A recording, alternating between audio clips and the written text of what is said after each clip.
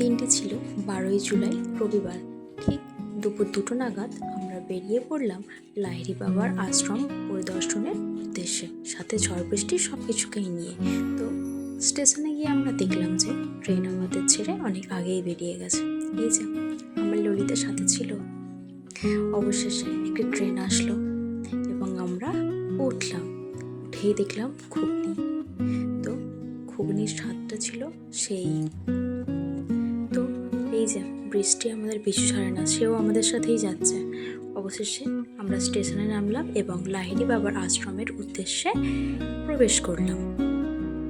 এই মন্দিরের পরিদর্শনের সময়সীমা ছিল বিকাল 4টে থেকে ঠিক 6টা পর্যন্ত, কিন্তু আমরা এখানে পৌঁছালাম ঠিক 6টা আগে।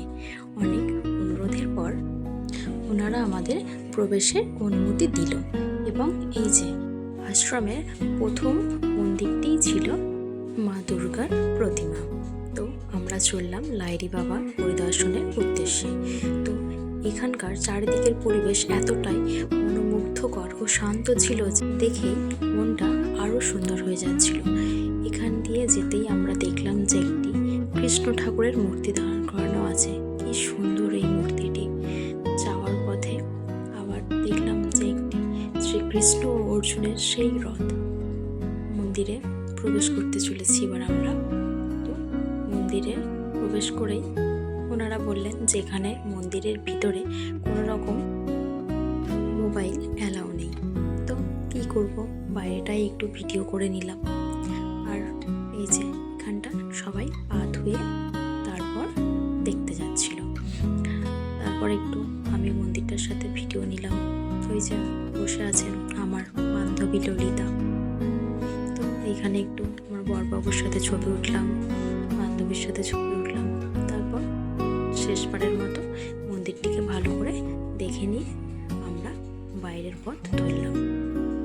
বাইরে যেতে যেতে এই যে আরেকটি রাধাকৃষ্ণের মূর্তি, কত সুন্দর এই মূর্তিগুলো। শেষে ছিল একটি দুর্গা মন্দির। তারপর এখানে কতগুলি রাজহাঁস এবং শেষে আমরা এই আশ্রম থেকে বেরিয়ে আসলাম। বেরিয়েই একটু আমরা পাপড়ি চাট খেয়ে নিলাম। তারপর বাড়ির উদ্দেশ্যে রওনা দিলাম। এই যে আমার বান্ধবীর এখানে হাসিই থামে না। আজ ট্রেন এতটাই লেট করেছে যে কি বলবো, এত ক্লান্ত হয়ে গেছি। তারপর কি আর করা যাবে, বাড়ি তো ফিরতে হবে। একটু ঘটি গরম খেয়ে নিলাম। তারপরে এই যে আমাদের উলুবেড়িয়া স্টেশনে এসে পৌঁছালাম তখন 10টা 18। বাড়ি ফেরার পথে একটু আইসক্রিম খেয়ে চললাম।